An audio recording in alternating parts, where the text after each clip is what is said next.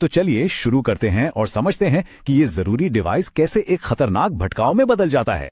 तो सवाल ये है कि आखिर एक फोन में ऐसा क्या है जो उसे इतना खतरनाक बना देता है तो बस एक डिवाइस ही है ना।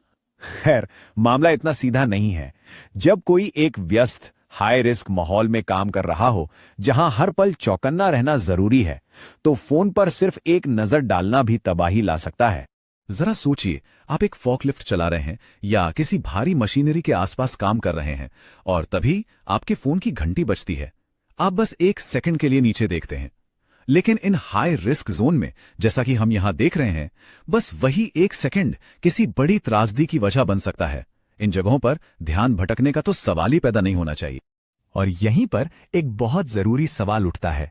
जब हम अपने फोन को देखते हैं तो हमारे दिमाग के अंदर असल में होता क्या है? ये सिर्फ एक पल के लिए नजर हटाना क्यों नहीं है? इसके पीछे का विज्ञान, आप जानते हैं, बहुत दिलचस्प है और ये समझना बहुत जरूरी है कि हम इस तरह के भटकाव के आगे इतने लाचार क्यों हो जाते हैं। तो चलिए थोड़ा दिमाग के अंदर झांकते हैं। हम सबको लगता है कि हम मल्टीटास्किंग में माहिर हैं, है ना? फोन पर बात करते करते काम करना, अरे ये तो आसान है। लेकिन विज्ञान की कहानी कुछ और ही है। आइए देखते हैं कि हमारा दिमाग ध्यान भटकने को कैसे संभालता है, या यूं कहें कि क्यों संभाल ही नहीं पाता। ये स्लाइड देखिए सब कुछ साफ कर देती है। ध्यान भटकने के 3 तरीके होते हैं। विजुअल मतलब आपकी आंखें काम से हट गईं, मैनुअल मतलब आपके हाथ काम से हट गए, और सबसे जरूरी कॉग्निटिव मतलब आपका दिमाग काम से हट गया। ये सिर्फ सड़क से नजरें हटाने जैसा नहीं है, ये स्टीयरिंग व्हील से हाथ हटाने और सबसे अहम दिमाग को पूरी तरह काम से हटाने के बारे में है। और जब ये तीनों एक साथ होते हैं तो उसे टोटल डिस्ट्रैक्शन कहते हैं, और तभी हादसे होते हैं। और इंडस्ट्रियल सेटिंग्स में इसके नतीजे बहुत ही गंभीर होते हैं।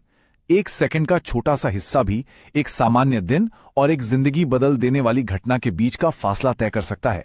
ये कोई बड़ा चढ़ाकर कही गई बात नहीं है, ये एक कड़वी सच्चाई है।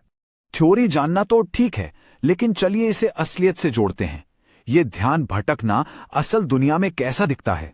आइए एक घटना का विश्लेषण करते हैं और देखते हैं कि कैसे एक साधारण सी नजर के कितने विनाशकारी परिणाम हो सकते हैं। ये फोन से ध्यान भटकने के कारण होने वाली कुछ सबसे आम घटनाएं हैं।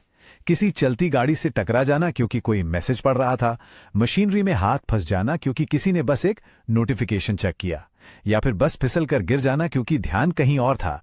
ये कोई काल्पनिक बातें नहीं हैं, ये वो असल खतरे हैं जिनका लोग हर रोज सामना करते हैं। ठीक है, ये सब सुनकर थोड़ा डर लगता है, तो हम इसके बारे में कर क्या सकते हैं? अच्छी बात यह है कि इसका एक समाधान है। एक साफ और सीधी साधी पॉलिसी इन जोखिमों को बहुत हद तक कम कर सकती है और सभी के लिए एक सुरक्षित माहौल बना सकती है। यहां एक सामान्य पॉलिसी का उदाहरण दिया गया है। इसका सीधा सा हल है जोन्स बनाना। प्रोसेस फ्लोर जैसे हाई रिस्क एरिया को प्रोहिबिटेड जोन यानी निषिद्ध क्षेत्र बना दिया जाता है। मतलब वहां कोई फोन नहीं, कोई बहाना नहीं। लेकिन फिर आपके पास ऑफिस या ब्रेक रूम जैसे सेफ जोन यानी सुरक्षित क्षेत्र भी होते हैं, जहां पर आप अपने डिवाइस का इस्तेमाल आराम से और सुरक्षित रूप से कर सकते हैं। ये बंटवारा करना ही सबसे जरूरी है। अब एक बहुत बड़ी गलतफहमी के बारे में बात करते हैं, हैंड्स फ्री मिथक। बहुत से लोग सोचते हैं, अरे अगर मेरे हाथ खाली हैं तो मैं सुरक्षित हूं। लेकिन जैसा कि ये स्लाइड दिखाती है, ये बिल्कुल सच नहीं है। भले ही आप हेडसेट का इस्तेमाल कर रहे हो, आपका दिमाग, आपका कॉग्निटिव ध्यान बातचीत में लगा हुआ है, काम पर नहीं। और यही दिमागी भटकाव सबसे ज्यादा खतरनाक होता है। तो हमने विज्ञान, जोखिम और पॉलिसी को समझ लिया है। अब आता है सबसे जरूरी हिस्सा, इसे अपनी आदत में लाना। ये वो सरल एक्शन लेने वाले कदम हैं जो हर कोई खुद को और अपने साथियों को सुरक्षित रखने के लिए उठा सकता है। इसे एक आसान सा 3 स्टेप वाला सेफ्टी रूल समझिए। क्या आपको कॉल करना है या मैसेज भेजना है? बहुत आसान है। पहला, जो भी काम कर रहे हैं उसे रोकें। दूसरा, एक तय किए गए सेफ एरिया में जाएं। तीसरा, फिर और सिर्फ तभी अपने फोन का इस्तेमाल करें। रोकें, हटें और इस्तेमाल करें, बस इतना ही। असल में ये सब इन आसान सी क्या करें और क्या ना करें की बातों पर ही निर्भर करता है। ब्रेक रूम में अपना फोन इस्तेमाल करना, बिल्कुल सही। प्रोडक्शन फ्लोर पर चलते चलते मैसेज करना, बिल्कुल नहीं। ये बस कॉमन सेंस की बातें हैं, लेकिन यही वो बातें हैं तो जानें बचाती हैं। और देखिए, ये सिर्फ शारीरिक सुरक्षा के बारे में नहीं है। फोन से जुड़ी नीतियां दूसरी जरूरी चीजों की भी रक्षा करती हैं। फोटोग्राफी न करने का नियम, ये कंपनी के सीक्रेट्स और इंटेलेक्चुअल प्रॉपर्टी की रक्षा करता है।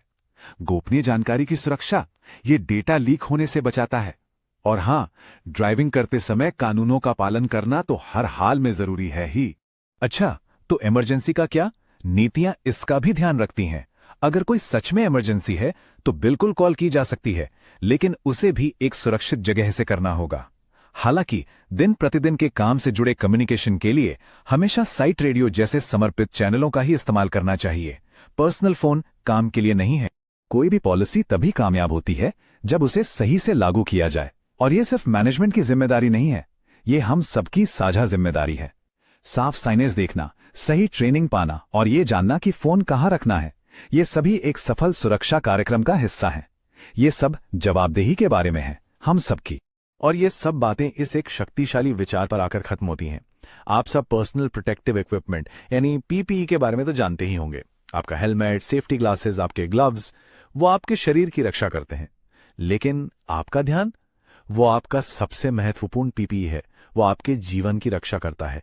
ये वो मानसिक ढाल है जो आपको हर खतरे से सुरक्षित रखती है। तो अगली बार जब आप काम पर अपना फोन निकालने लगें तो बस एक पल के लिए रुकें और सोचें। जोन्स का सम्मान करें, जोखिमों का सम्मान करें। याद रखें, सबसे एडवांस सुरक्षा फीचर तकनीक का कोई टुकड़ा नहीं है, ये आपका अपना केंद्रित अटूट ध्यान है।